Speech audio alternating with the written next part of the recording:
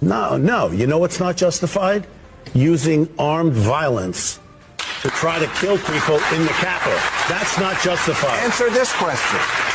Answer this question. What is was the it question? appropriate? The question is, was it press- appropriate to bury the Hunter Biden? You're talking about the press doing that? He's saying that's what they did, and that is what... Buckle up, because the latest episode of Real Time with Bill Maher was nothing short of explosive. This wasn't your typical roundtable. It was a full-blown takedown of woke orthodoxy. Maher came out swinging, showing no interest in playing nice with a panel steeped in progressive talking points. Gone was the sugarcoating, and in its place, blunt, unfiltered critique.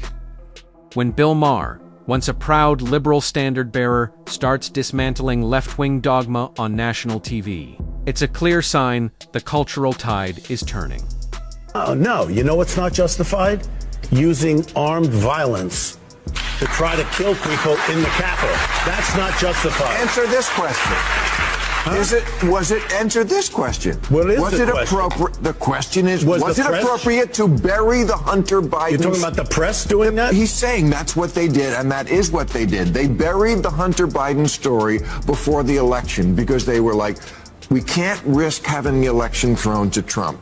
We'll tell them after the election. And we know for a fact that that's what they did? Of course. You don't but follow I mean, this. saying You you gotta- know for a fact that that's what they did. I don't know what they did. I know, because you only watch MSNBC. No, that's not true. That's not true. Well, then you would know about this. I do know about that. Well, you're Right out of the gate, the guests jumped into their usual playlist. Trump is evil. Democracy is hanging by a thread, and the classic Orange Man bad. But Maher wasn't buying the remix. He pushed back hard, cutting through the canned narratives and knocking them off script. This wasn't just a debate, it felt more like an intervention. And if you're someone who's had enough of the echo chamber and is hungry for real conversation, you're in the right spot. Go ahead, hit that subscribe button. All set. Great. Let's dive in. Well, you're acting like you know. I do know about that, and I do watch Fox. But the point is, we're going to prove now that the press tried to. They're admitting it. The press is admitting it. Yes, that's not even an issue anymore. They're saying, yes, we basically did this because we didn't want this to throw the election. Yes? I don't know that they've all said this, and I believe strongly well, the New York in the Times First definitely Amendment. did. My dad was a reporter. I believe in it, and I think you have to make sure that you're treating people fairly. But I think Rob's point here is that we are dealing with a man who used to be the president right now, who literally tried to lead an armed. Maher kicked things off with the question. Every honest observer has been asking, why does the media selectively choose its outrage? Why do some scandals get buried, while others dominate the headlines 24/7? Case in point. Hunter Biden, Maher didn't mince words. He called it out directly. The media buried the laptop story to protect the anti-Trump narrative ahead of the election. Then he turned to the panel. Did you know that? Cue the silence. Awkward, uncomfortable. Telling they tried to pivot back to Trump classic move, but Maher didn't budge. He kept the focus where it belonged. This isn't journalism, he said. It's narrative management. And if you can't admit that, then maybe you're not serious about the truth. This is not a political party anymore. I don't know what this is. This is some, the cult, whatever. But it's this. I believe there's a Christian nationalist movement that's very frightening. There is, and I've actually am finishing up a documentary on it called Christian Nationalism: The Danger. It's called God and Country: The Danger of Christian Nationalism, and it's basically they take somebody like Donald Trump who doesn't espouse anything that they believe in, and they elevate him to godlike status, and that whatever he does is okay. So, first of all, Trump was losing steam before the raid at Mar-a-Lago. Yeah. I mean, it's the election. He lost by 7 million votes. Yeah, but he was not as unpopular right after the election as he was right before the Mar-a-Lago raid. Right. He was steadily going down. DeSantis was Yes. stealing his thunder. Yeah. And it looked like DeSantis was going to get the nomination or at least had a fighting chance.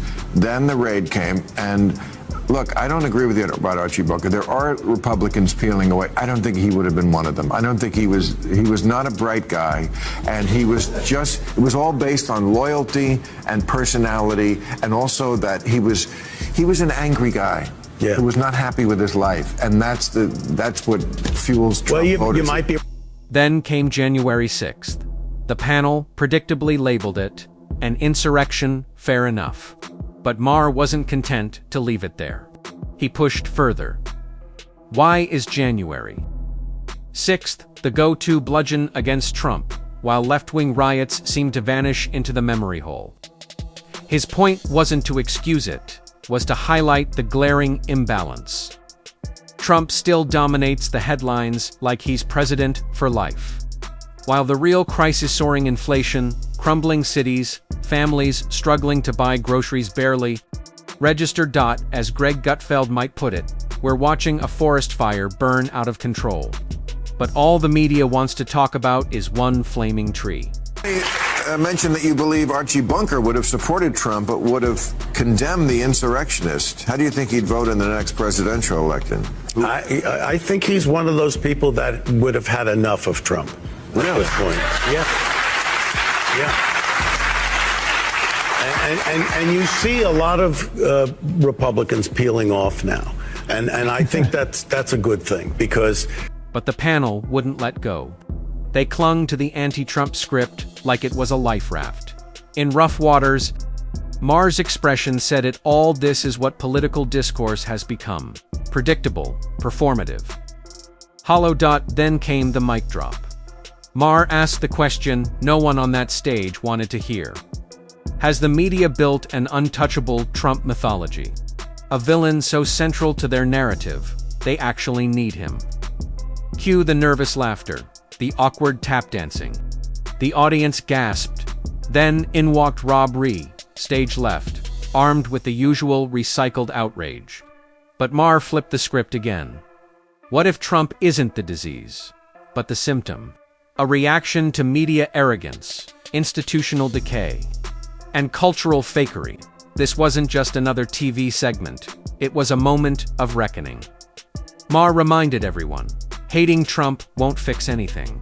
Comfort zones don't bring clarity. They breed delusion. And if the only voices we're hearing are echoes of our own beliefs, we're not growing, we're just stewing in self-satisfaction. So here's the real question. Is Trump the problem? Or just the mirror? Is the media informing us, or just wrapping spin in moral packaging? Drop your thoughts below.